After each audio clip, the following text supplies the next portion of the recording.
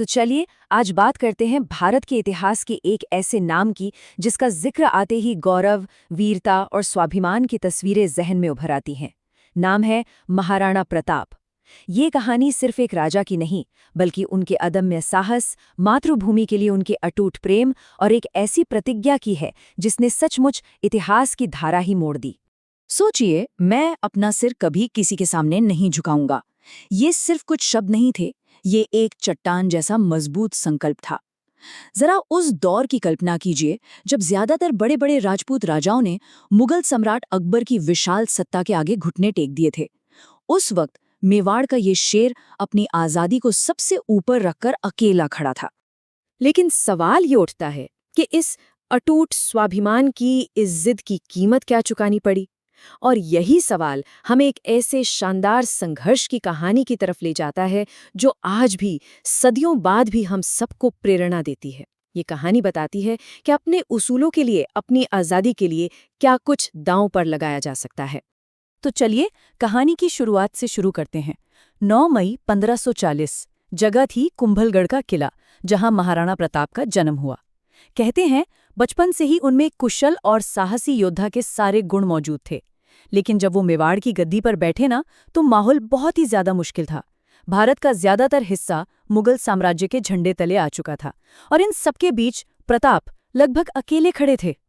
और इसी अकेलेपन ने जन्म दिया उनके जीवन के सबसे मशहूर अध्याय को, हल्दी घाटी का महायुद्ध। ये वो लड़ाई थी जहां एक तरफ था अदम्य साहस और दूसरी तरफ थी विशाल संख्या। जरा दोनों सेनाओं के बीच का फर्क देखिए। एक तरफ अकबर की लाखों की, पूरी तरह से हथियारों से लैस शाही फौज, और दूसरी तरफ मुट्ठी भर वीर राजपूत और उनके साथ उनके वफादार भील साथी। तारीख थी 18 जून 1576, जब हल्दी घाटी की जमीन इस जबरदस्त असंतुलन की गवाह बनी। देखिए, इस जंग का हीरो कोई एक नहीं था। हाँ, महाराणा प्रताप तो थे ही, लेकिन उनके साथ कंधे से कंधा मिलाकर खड़े थे वो भील आदिवासी, जिनकी गुरिल्ला वॉरफेयर यानी छापामार युद्ध की तकनीक ने मुगलों की नाक में दम कर दिया था। और एक और हीरो था इस कहानी में, जिसका नाम इतिहास में अमर हो गया, उनका घोड़ा चेतक। 26 फीट, ये सिर्फ एक दूरी नहीं है, ये वफादारी की एक मिसाल है। हुआ ये कि जब युद्ध में महाराणा प्रताप बुरी तरह जख्मी हो गए, तो उनके घोड़े चेतक ने अपने मालिक को बचाने के लिए अपनी पूरी जान लगाकर एक 26 फीट चौड़ा बरसाती नाला एक ही छलांग में पार कर लिया। लेकिन अपने मालिक को सुरक्षित पहुंचाने के बाद उस वीर चेतक ने अपने जख्मों के आगे दम तोड़ दिया। उसकी ये स्वामी भक्ति, ये कुर्बानी हमेशा हमेशा के लिए इतिहास में अमर हो गई। चेतक आज सिर्फ एक घोड़ा नहीं, बल्कि वफादारी का प्रतीक है। हल्दी घाटी का युद्ध खत्म हुआ, लेकिन महाराणा प्रताप का संघर्ष नहीं। असल में यहां से तो उनके संघर्ष और स्वाभिमान की असली परीक्षा शुरू हुई थी।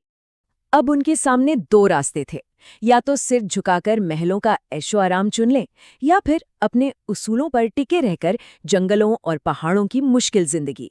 उन्होंने और उनके परिवार ने दूसरा रास्ता चुना। ये कोई सियासी फैसला नहीं था, ये अपने स्वाभिमान को जिंदा रखने की एक जिद थी। और हालात कितने मुश्किल थे, इसका अंदाजा इस बात से लगाया जा सकता है कि एक वक्त ऐसा भी आया जब उनके बच्चों को घास से बनी रोटियां खानी पड़ी। ये घटना उनके त्याग और उनके अटूट संकल्प की सबसे बड़ी मिसाल है। लेकिन इतनी मुश्किलों के बाद भी उन्होंने हिम्मत नहीं हारी। भील समुदाय के साथ मिलकर उन्होंने एक कमाल की रणनीति अपनाई, छापामार युद्ध यानी गुरिल्ला वॉरफेयर। इसमें होता ये था कि छोटी छोटी टुकड़ियां अचानक से मुगल सेना पर हमला करती, उन्हें बड़ा नुकसान पहुंचाती और गायब हो जाती। उन्होंने सच में मुगलों को चैन से नहीं बैठने दिया। कहते हैं ना, हर अंधेरी रात के बाद सुबह जरूर होती है। बस प्रताप के जीवन में भी संघर्ष के बादलों के बीच से उम्मीद की एक किरण निकली। एक ऐसा मोड़ आया जिसने सब कुछ बदल दिया और उन्हें वापस जीत की राह पर ला खड़ा किया। सोचिए, जब सारे संसाधन खत्म होने की कगार पर थे, जब उम्मीदें भी जवाब देने लगी थीं, ठीक उसी वक्त मदद का हाथ बनकर सामने आए उनके मंत्री भामा शाह। ये वाकई में कमाल है कि कैसे एक इंसान का बलिदान इतिहास का रुख बदल सकता है। भामा शाह ने क्या किया? उन्होंने अपनी जिंदगी भर की कमाई, अपनी सारी संपत्ति महाराणा के कदमों में रख दी और फिर उसी दौलत से प्रताप ने एक बड़ी सेना तैयार की और फिर से मुगलों पर एक जोरदार हमला बोल दिया। इस नई ताकत का नतीजा था दिवेर के युद्ध में एक शानदार, एक निर्णायक जीत। ये जीत सिर्फ एक लड़ाई जीतना नहीं था, ये महाराणा प्रताप की वापसी का ऐलान था, और यहीं से मेवाड़ को वापस पाने का सफर शुरू हुआ। और उनकी मेहनत क्या खूब रंग लाई। एक एक करके उन्होंने चित्तौड़गढ़ और मांडलगढ़ को छोड़ के मेवाड़ के लगभग 85% हिस्से को, हाँ 85% किलों और इलाकों को मुगलों से वापस छीन लिया। ये कोई मामूली बात नहीं थी, ये एक असाधारण वापसी थी। तो सवाल ये है कि महाराणा प्रताप हमें विरासत में क्या देकर गए? देखिए, वो सिर्फ एक राजा नहीं थे, वो एक अमर कहानी है, एक ऐसी मिसाल है जो हमें सिखाती है कि असली जीत किसी जमीन के टुकड़े पर नहीं, बल्कि अपने आत्मसम्मान को बचाए रखने में है। उनकी शख्सियत में ऐसा क्या था कि सिर्फ इंसान ही नहीं, जानवर तक वफादारी की मिसाल बन गए? चेतक की कहानी तो हम सब जानते हैं, लेकिन क्या आप उनके हाथी राम प्रसाद के बारे में जानते हैं? वो इतना वफादार था कि जब मुगलों ने उसे पकड़ लिया तो उसने खाना पीना छोड़ दिया और अपने मालिक के बिना अपने प्राण त्याग दिए। और जरा उनकी शारीरिक बनावट और ताकत का अंदाजा लगाइए।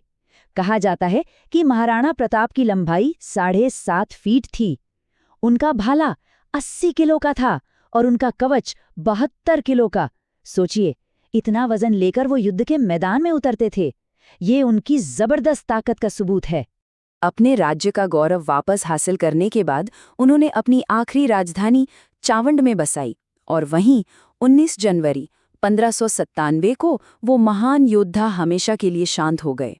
तो आखिर में यही कहा जा सकता है कि महाराणा प्रताप सिर्फ एक राजा का नाम नहीं है, ये नाम है आज़ादी के लिए एक संकल्प का, एक ऐसी प्रेरणा का जो आने वाली न जाने कितनी पीढ़ियों को रास्ता दिखाती रहेगी। और यही कहानी हम एक बड़े सवाल के साथ छोड़ जाती है कि आखिर कैसे सिर्फ एक इंसान का अटूट फैसला, उसकी जिद आने वाली पूरी की पूरी पीढ़ियों की किस्मत को प्रेरित कर सकती है।